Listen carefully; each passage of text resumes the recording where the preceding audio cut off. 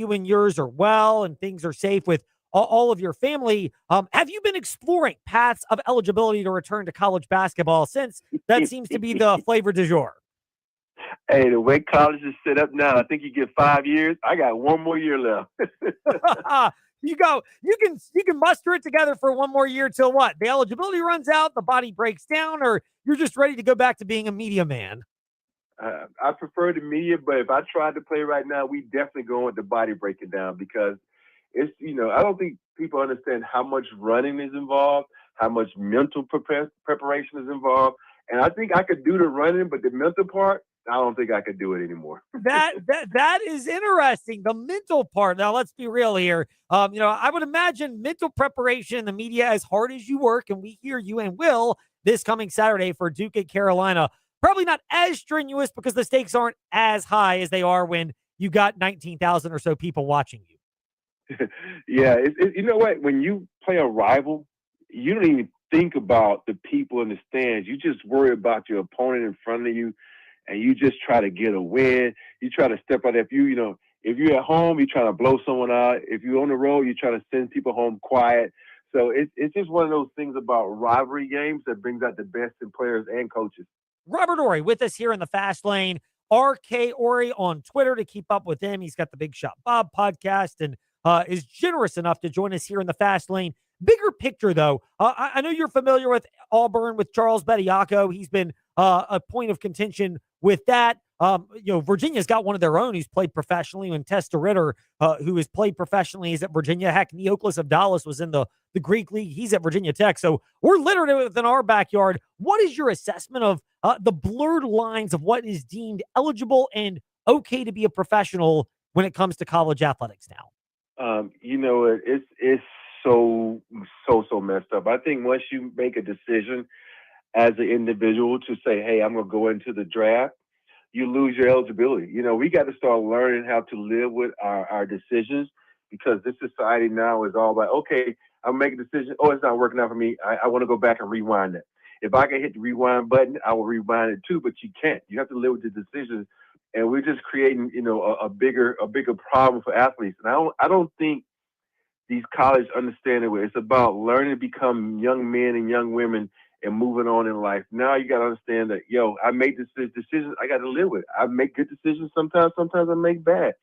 But the bigger point is it's messing it up for the high school kids. The high school kids that are coming in now, they're trying to figure out where am I going to go. Now I got to wait because I got to wait to see if these pros going to backtrack and come back to school.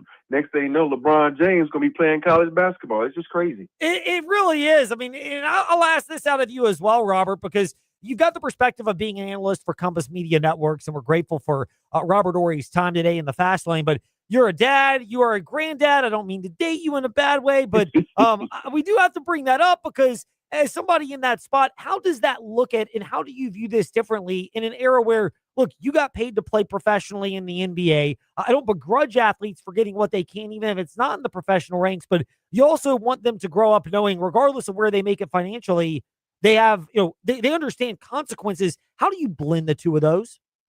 It's a hard blend.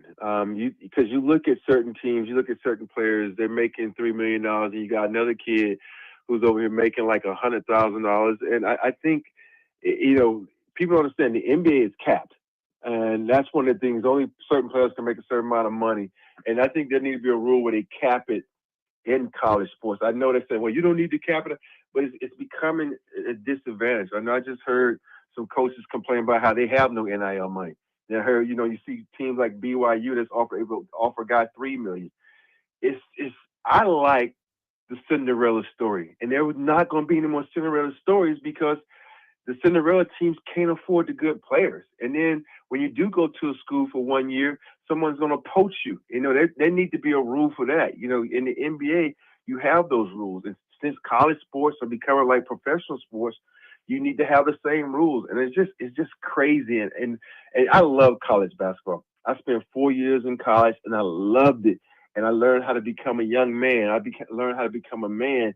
And with all this going on, these kids are just bouncing for the money. And I'm not mad at them because I probably would have did it too. If I know I'm not going to the next level, I would try to rack up as much money as possible. But The NCAA need to do something. Somebody need to come up with some kind of rules, some kind of atonement for all these decisions that are being made. When you look at it overall, it is an interesting blend and balance. And I agree with you. I don't fault the players. Some of them may not even make it to the NBA. So their earning potential is capped on what they can get at this particular time. Do you ultimately look at it as though this is more the college people in power? I don't want to call them leaders because nobody seemingly is led to get this thing solved.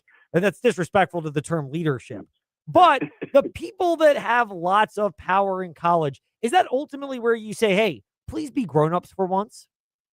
No doubt. And I agree with you, everything you just said. And it's got to be someone that's got to be held accountable.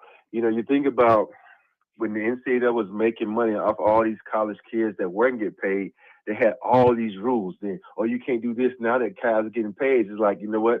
I don't care. It's the wild, wild west. You do what you want to do. Someone needs to step up to the plate and say, hey, we need to implement these rules. Each team is only allowed $25 million or whatever it may be. And this is how you spend it. It has to be a cap because there's going to be, you think about it. I got the Duke, North Carolina game, two of the most prestigious schools in the country. They NIL for their basketball teams are probably way higher than, let's say, let's go with Murray State, and you think about how good Murray State have been over the years with Popeye Jones, with John Morant. Those guys aren't going to be at Murray State anymore. They're going to be at North Carolina because they got the money. And what kids don't understand, you might make the money, but you're going to go sit behind a Caleb Wilson who's making 4 or 5. I don't know how much money he's making, but he's making more than you, and you're never going to play. So just go to a school, learn how to play, and then you never know. You might get that big payday, which is the NBA. Robert Horry with us here in the Fast Lane. I mean, you're right. When you look at the NBA paydays and these, even bench players and role players are making 20 to 30 million a year. It's a drop in the bucket, college, what you could be hitting at that level. You mentioned Duke, Carolina. You will be on the call this coming Saturday for Duke at Carolina. How much more spice does it feel like this rivalry has? Even though Duke, clearly they are the best team in the ACC, the Tar Heels have been much more competitive, including what we saw a couple of weeks ago when they came to our backyard and had a nice comeback victory at Virginia. Oh, you know what? The thing about North Carolina, they're one of those teams that's like up and down. But I think what you're really looking at is the matchups between Caleb Wilson and Cameron Boozer. Two guys are probably going to go top 5 in the draft next season. So, but don't count out North Carolina. They're athletic. They're a really spicy team. They like to play good defense, and they're at home. And anytime you got a team coming into your building that's a rival, highly ranked, everybody talking about they got the best freshman in the country, and you got a freshman on your team that's really good, it's going to be an exciting game. So I look for this to be a close-knit game, but I'm still, the part of me wants to root for Duke just because, my son used to play with Nicholas Kaminian at Harvard Westlake, and I kind of know him, kind of like work with him in high school. So I'm going to be rooting for Duke, but I'll be rooting for a good game. Yes, indeed. Well, you'll probably be treated to one, and we probably will when we hear you on the call for Compass Media Networks as Robert Horry is with us here in the Fast Lane. He's at RK Horry on Twitter and Robert Horry 7X on Instagram. We are at Fast Lane Ed Lane on all of our podcast and social media platforms. You mentioned that matchup, though, between Cam Boozer and Caleb Wilson. Is this more pressure or opportunity for Caleb Wilson of Carolina? Because we know what Cam Boozer's done. He's consistently done it. Whereas for Wilson, it seems like this is the chance for him to really assert himself into that upper echelon of draft prospects, but also guys that could carry a team deep into March. Oh, yeah. When you talk about Caleb Wilson, one thing you always talk about him also, his ability to score, but other than his ability to play defense. And this is going to be a true test for him. You think about when you watch players play, for me, I like to see how hard they play. And one of the reasons Cameron Boozer is so freaking good is he plays so hard. He leaves it all out on the court. Are you able to match his will?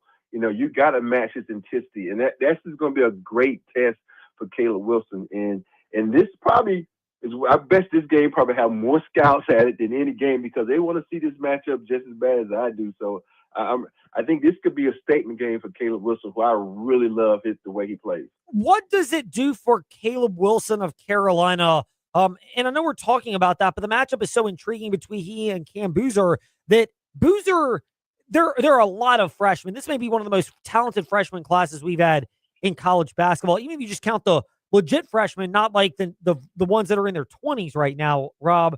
But for Cam Boozer, you would know this, but his dad's an NBA player and Carlos Boozer. There seems like there's a different basketball IQ and maturity for a player of that level. What does that make, and how does that make this matchup intriguing for you? I think the fact that you had a dad that was great is Carlos Boozer. Then you have a brother, and he's probably one of those guys that's pushing too, because you're twins. You got the competitive nature. It's just the pedigree is there, and it's so many things that can attribute to your greatness. And you look at him, and when you watch people's games, you try to see, is there a flaw in their game? I don't really pick up on any flaws in his game. And that's from learning basketball, watching basketball. And from what I hear, it wasn't his dad. It was his mom that really taught him how the game. And that's really a plus when you got individuals in the house and you can learn from both parents. Yeah. I mean, you got that much basketball IQ. That seems like that would be the hardest thing to replicate. Much like the insight will be hard to replicate when Carolina and Duke square off from the Dean Dome this coming Saturday. Robert Horry with us here in the Fast Lane. He's at RK Horry on Twitter. He's at Robert Horry 7X on Instagram, and the Big Shot Bob podcast are all the ways to keep up with him. Robert, we appreciate your making time for us today. Thank you so much, and hopefully you don't have to deal with any weather delays from what has transpired here on the East Coast. It looks like it should be out of the way for you this weekend, meaning you can be as quick and fluid as you need to if they call on you for that extra year of eligibility. Hey, if I did have an extra year, it would be played somewhere like here in California where it's almost 80 degrees. hard to beat it, and you're just making our listeners more jealous, Robert. Not the way we envisioned ending today. Thanks, man, for having me, man. I appreciate it. I'm not trying to make anybody jealous. I'm just sending facts. hey, you are, and it just is what it is, as they say. Robert, thank you for your time. Glad to chat. Prayers for safe travels for you and yours. Thank you, brother. I appreciate it. Have a great day, man. Indeed. Robert Horry with us here in the Fast Lane. When we return from college basketball to high school hoops, we'll touch on the good stuff coming out of the Seminole District, the meh stuff, another postponement because of the weather with Heritage and EC Glass, and the tragedy, obviously, with John McSweeney and Liberty giving it an effort to bounce back starting tomorrow night against Brookville. We'll touch on all of that with Bob Alvis of the Sports Buffet podcast when we return here in the Fast Lane on the VTRN Sports app, and ask that smart speaker, open VTRN Sports. Here we grow again at the Sheeler Motor Mile. It's here, the all-new Motor Mile Chevrolet and Buick in Radford. More brands, more selection, and the same exceptional service you expect from a trusted community partner. Whether you're shopping Chevrolet or Buick, you'll find quality, value, and a team that puts you first. From rugged trucks and SUVs to stylish cars and family-friendly vehicles, the Motor Mile has something for everyone. With straightforward pricing and top dollar for your trade, there's no better place to buy. Bring us your trade, newer, older, paid off or not, and see why your car is worth more on the Motor Mile. Plus, with more inventory arriving daily, now is the time to shop the Motor Mile. Sheeler owns the finance company and makes getting approved for credit simple and easy on the Motor Mile. Flexible financing options for every budget to get you on the road fast. Experience the Motor Mile at 3 convenient locations: Christiansburg, Radford, and Pulaski. For over 50 years, we've got Southwest Virginia covered. The all-new Motor Mile Chevrolet and Buick in Radford. Certified friendly staff. No games, no gimmicks. Call 866-SHEELER1. Always open at MotorMileChevroletBuick.com.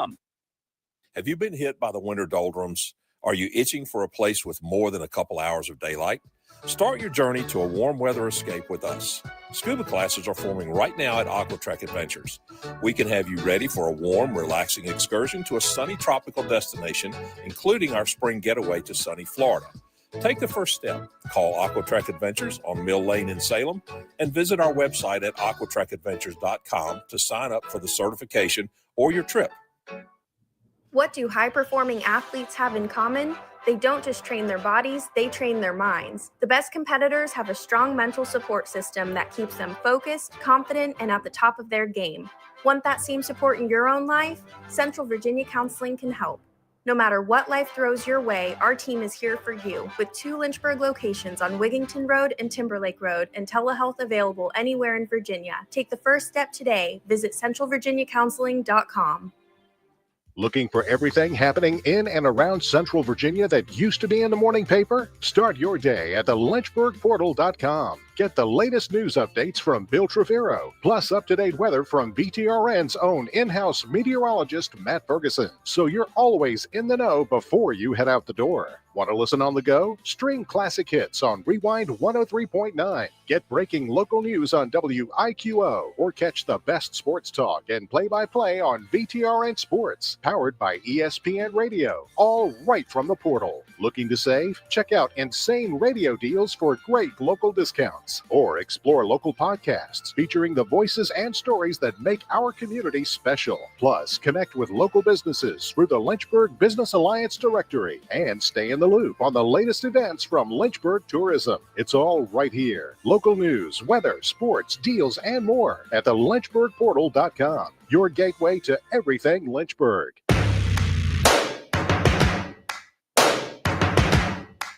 Step into the Fast Lane 24/7 at Trey Lyle VT and Fast Lane Ed Lane on Facebook, Twitter, Instagram, YouTube, and wherever you listen to podcasts.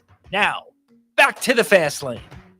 So understandably, so much of the last week in the Fast Lane and in the local media sphere from our great TV reporters and obviously newsadvance.com's Bryson Gordon and our guest in a moment, Bob Alvis of the Sports Buffet podcast, who have all been focused on the tragic passing at age 66 of John McSweeney, the Liberty Minutemen boys basketball coach. And I had a real chance earlier this week. First of all, Bob Alvis has a couple of good pieces. One is an article he wrote right afterwards about his interactions with John McSweeney. We will ask Bob about that in a moment. But I don't normally delay getting to our guests, but it seems like it would be wise to do so to play something that I recommend you listening in full to Bob Alvis's interview. It's at the Sports Buffet on Twitter for a link up to it. But Eli Brown, who coaches Booker T. Washington out in Oklahoma, had this to say to Bob Alvis in an interview earlier this week. One of them, and this is the first one, about how John McSweeney connected with the Bedford community and connected with his players and got them to a point where they were able to elevate their play and grow into a program where they are one of the best in a very loaded Region 2C, because he saw people for people, not everything else, including in a spot where back at Booker T. Washington, he was literally the only white guy around the program, and yet he didn't view himself that way. He didn't view anyone else that way, and it was such an asset and speaks to the character of John McSweeney. My boys got to see a white gentleman treat them with respect and love and kindness. And I don't know if he understood how far that went, but it went so far to know that John never looked at those boys or myself or anyone else on my staff. We had an all-black staff. We had an all-black team. He was the only white person around us. And he never made anybody feel awkward, and nobody felt awkward around him. We took him in and he took us in, and we all became really, really close with Coach John. So that's Eli Brown, Booker T. Washington in Oklahoma, speaking with Bob Alvis of the Sports Buffet podcast. And the ability to connect in a different manner is so impressive. One of the biggest compliments I got when I went to college in Memphis was from a friend of mine, still a friend now, and is a native Memphian, and said, you're one of the few people that could come from outside the Memphis area and find a way to connect with people, which people are often afraid of doing that. Because Memphis is 65% African-American. It's a very high crime area, and, we make fun of it at times. But, the people from that area love each other and love that area. There's still a lot of good people there, even though you hear about the bad ones on the First 48 and gangsters and Drugs Inc. and all that. And to connect with people, you have to see beyond that. And it was such a testament of John McSweeney. I think that's so impressive and so cool to hear that was an asset, to the point where John McSweeney actually on that team, Booker T. Washington in Oklahoma, as Eli Brown, their head coach, or coach at the time, mentioned, he was an enforcer. The guy that when they needed to get stuff done, he was the muscle behind it. The one white guy had that type of respect. If we were having issues with a player, we would tell John to handle it, because those kids respected him with the utmost respect, and they would never cross Coach John for some reason. And I think it's because of how he treated them. And those kids love. So we say, hey, John, we need you to go take care of this with so-and-so. And he take care of it, and he smoothed it over, and that was the end of it. And that's the kind of man he was, and how he rubbed off on other people, that he could talk to anybody, he could deal with anybody, he could make anybody understand what needed to happen for the greater good. He was just a great guy. That's Eli Brown, Booker T. Washington, Oklahoma, on the Sports Buffet podcast with our next guest, Bob Alvis of the Sports Buffet podcast, who's with us in the fast lane.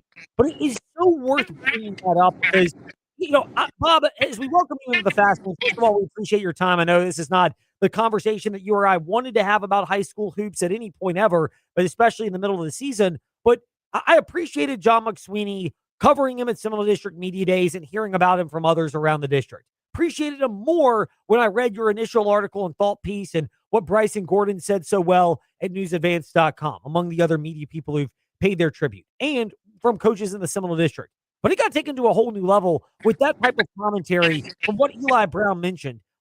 What is your perspective now on the legacy? And let's be real, the whole, not just in a basketball sense, but the whole on a personal level that Bedford will continue to feel for this season and beyond from the tragic passing at age 66 of John McSweeney. I've been doing this on and off for probably at least 25 years. I can never remember a sitting head coach passing away during the season. John McSweeney, I think, you got to remember, this team was not good in the past 2 years. I want to say, less than, you can count the wins on one hand within the last year. Well, within the last 2 years, you might have to use two hands. His first year, it wasn't good. His second year, it got a little bit better. This year, it had seemed that the corner had been turned a little bit. But, yeah, to hear Coach Brown and others talk about, it's cliche, but John McSweeney essentially, in my eyes, didn't see color. That is so impressive to be able to do that, to see people for who they are, to see people for who they can be, which is really a big thing of the John McSweeney legacy. You referenced what he meant to Liberty and how he turned that particular program around. What does his legacy mean to Liberty in terms of, you think of football now, Brad Womack, interim coach, but had a good year this past year, given the hand he was dealt. Girls basketball, and Shania Brown's been a big part of it, but so have her teammates and staff. And now John McSweeney and what he did with basketball, to where now the town of Bedford can feel a level of pride, and does, even with this tragic passing. With all due respect to Brad Womack on the football staff, Justin Waldron, head coach of girls basketball, and others, I never heard John McSweeney say we're playing up, because they are. They're playing 3A and 4A schools on a regular basis. They would play 2A schools when they get in the playoffs. But, I never heard John McSweeney complain about playing up. And not to get back to one other topic real quick, not to belittle it, this man was 66. I mean, he was in his 60s when he came here to the Lynchburg area. And if you don't see color within your 60s, I think that is remarkable, because I think there are people in their 50s who can see, hey, there's a color divide here. 60s, that's even more remarkable in my eyes. Yeah, it really is. To get to that point, to be an example, what type of example is that to the Liberty players, to where they can now see people for who they are? And clearly, when you hear what the players and their families have said in different outlets since the passing of John McSweeney, that his impact was wearing off on them in a way that, cliche as it is, that's what the job of a coach in high school is partly to be.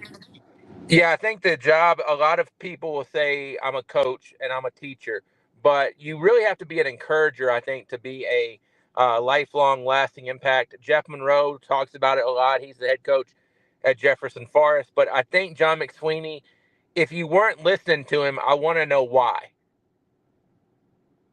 Bob, to piggyback even further off of this, so many people that admired the work of John McSweeney were within the Seminole District. We played the bite of Brad Bradley from football, and he was the one who organized Seminole District football media days and kind of got this whole trend going. But you can carry it over to basketball, and this is an example of it. The competition is fierce. The rivalries are intense. I know those cliches are there, but they are cliches for a reason. But what does it say about the fact that in spite of all that, there is still an element at the end of the day, the players, the coaches, and the teams in the Seminole District understand that we're still human, and we have a mission of trying to make these people great student athletes now, but great people well beyond their time, and that everyone seems to get that in this district. I think John McSweeney brought a fact of, I'm coaching hard, and I think other coaches like to be challenged. I mean, whether they say it or they don't. I'm sure a coach loves a blowout, don't get me wrong. But when a coach is challenged by another guy who's playing chess with him, it makes you work even harder. And I think John McSweeney was getting to do that. I mean, let's not deny it. He's got a really, really good player in Aiden Padgett, but he was making the players around Aiden Padgett believe too. And I think that's a big thing. Liberty is right now ranked at the top of Region 2C. That's a really, really, really tough region, though, to get out of. And we'll have to see what Corey Mason, the new head coach at Liberty, their first game is tomorrow night when they host Brookville. We'll see how that works out. You mentioned Corey Mason and the role for him. I don't even know what to expect in this particular situation other than a guy that's in that spot because they believe he can be the right stabilizing force for the people more than the players. But obviously you want them to have as best they can. What do you expect? What can we expect out of Corey Mason? No idea, because this is such an unprecedented situation. Coach Mason's got leadership because he coached the JV team. I have no idea. I mean, I don't think you're trying to replace John McSweeney. Corey Mason, be Corey Mason. I know people love to make decisions and ideas, good or bad. I mean, am I off base in saying, you can admire Corey Mason? I'm sure, it seems like from what people have said, he'll come out of this and give it his best effort and do the best he can in this. But I mean, now is not the time to be judging the guy on his win-loss record. It's what can he do to make these people the best they can possibly be during a tragic time? Is that a reasonable assessment for how people should view Corey Mason? Even in the basketball sense, put the wins-loss aside for now. As much as you'd love to go deep into the season, and if that's how you honor John McSweeney, you played the best of your ability. It's more about a lot of the other intangibles. Yeah, you're dealing with the unprecedented to where if you win, did you win because Coach Mason coached you, or did you win because of what you learned from McSweeney and you were honoring him? Did you lose because of what Coach Mason taught you, or did you lose because you were just too emotional? I don't want to say that Corey Mason's got a free pass, but I don't know. I mean, when you win or lose, who gets the credit? Yeah, I mean, I don't even know if it matters at this point. Like, am I all base in saying it's less even about that and more just come together, give it the best effort, and the victory for Liberty boys basketball, correct me if I'm wrong, is the fact that they are giving it a shot. Wouldn't it be easy to say we lost our coach, we're too distraught? Instead, they are going out there and going to try to put their best foot forward, which is the most as admirable as you could find. I don't know. I don't know because it's never been a situation to where it's not like Krzyzewski or Dean Smith passed away when they were number one in the nation. You're number one in your region, which means you've got the outside track. I don't know if it doesn't matter or not. I mean, I'm sure it matters to the people in Bedford, but does it not matter to? I don't know. I mean, it's such a hard question. It's a good question, but it's such a hard question to answer because I could find 10 people on the street, 5 are going to say each way. Does it matter to me? Yeah. I mean, does it not matter to me? Yeah. I mean, I know I'm playing, both sides of that coin, but I don't know what to expect. I really have no idea. Yeah, I mean, I don't either. I have no idea what to expect. You tip your cap to everybody for giving it their best shot, but we'll get our first look at it tomorrow against Brookville at 7 p.m. over at Liberty High School. We'll wrap it up on this, Bob, and I know we wanted to get at some point to signing day, and it's really worth mentioning, the fact that LCA had 10 student athletes sign yesterday. Jefferson Forest had Pearson Brooks, the linebacker who signs with Ferrum.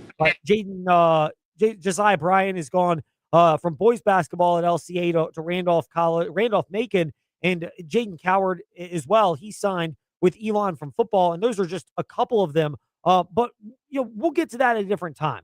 What do you expect tomorrow for Brookville and Liberty, other than a Bedford area community that I would imagine is going to do everything they can to rally behind their school, their team, and their community?